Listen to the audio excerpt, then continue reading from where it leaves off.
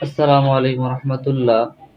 যে আপনারা সবাই অবশ্যই জানেন যে বেয়াদব নামের বাউল সরকার উনি আল্লাহর বিরুদ্ধে কটূক্তি করেছেন। শুধু তাই না, কটূক্তি বলতে কেমন জঘন্যতম, যেটা যারা মুসলমান তারা সহ্য করতে পারে না। কিন্তু দেখেন, ভণ্ড আলাউদ্দিন জিহাদি নামে ভণ্ড আলাউদ্দিন জিহাদি এবং তার সাথে অনেক লোক তারা সমর্থন করে যে বেয়াদব আল্লাহর দুশমন বাউল সরকারকে সুযোগ দেওয়া হোক। কত বড় কথা দেখেন, এটা কত বড় বেয়াদবি কথা। তাকে সুযোগ দেওয়া হোক, কিসের সুযোগ? যারা আল্লাহর বিরুদ্ধে কথা বলবে, নবীর বিরুদ্ধে কথা বলবে, ইসলাম নিয়ে কথা বলবে, তার জিহ্বা টেনে ছেড়ে ফেলা হবে এবং তাকে ফাঁসিতে মৃত্যুদণ্ড করা হবে। আপনি আমার আব্বাকে নিয়ে কথা বলবেন, সহ্য করে নিব। আমার দলকে নিয়ে কথা বলবেন, সহ্য করে নিব। কিন্তু ইসলাম নিয়ে, আল্লাহকে নিয়ে, রসুলকে নিয়ে যে বেঈমান কথা বলবে, তার জিহ্বা টেনে ছেড়ে ফেলা হবে এবং তাকে ফাঁসিতে মৃত্যুদণ্ড করা হবে। আসল কথা হচ্ছে, চোরে চিনে চোরকে। আলাউদ্দিন জিহাদি উনি তো একজন ভণ্ড। আলাউদ্দিন জিহাদি উনি এক ভণ্ড।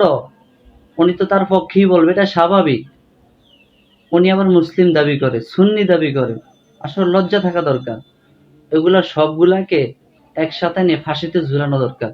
এই সমস্ত বেয়াদব কোথাকার বেয়াদব বেয়াদবদেরকে।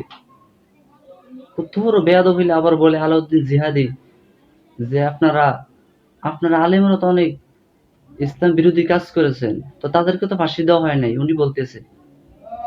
তার মানে বাউল সরকারকে, বেয়াদবকে, আল্লাহ দুশমনকে আবার সুযোগ দেওয়া হোক, তাকে তওবা করার সুযোগ দেওয়া হোক। আর ভাই, কিসের তওবা? যে ব্যক্তি আল্লাহর বিরুদ্ধে কথা বলবে, তাকে তো ফাঁসি ছাড়া কোনো তওবার কোনো সুযোগ নাই। তার তওবাই হলো ফাঁসি। কি আজীব ব্যাপার ভাই! বাংলাদেশে ইসলাম নিয়ে যত বাটফারি ধোঁকাবাজি বাংলাদেশে চলে, আর পৃথিবীর কোথাও চলে কিনা সন্দেহ। দুঃখের সাথে বলতে হয় যে আল্লাহকে নিয়ে কটূক্তি করে, কত বড় জঘন্যতম এটা।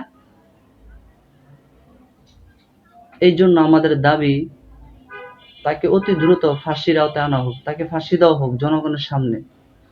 তো সবাই বুঝবে যে বেয়াদবরা বিগত করেছে, সামনে করবে।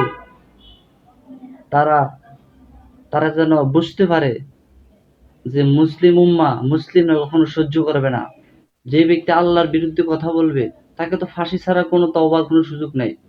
তার তওবাই হলো ফাঁসি। কি আজীব ব্যাপার ভাই! বাংলাদেশে ইসলাম নিয়ে যত বাটফারি ধোঁকাবাজি বাংলাদেশে চলে, আর পৃথিবীর কোথাও চলে কিনা সন্দেহ।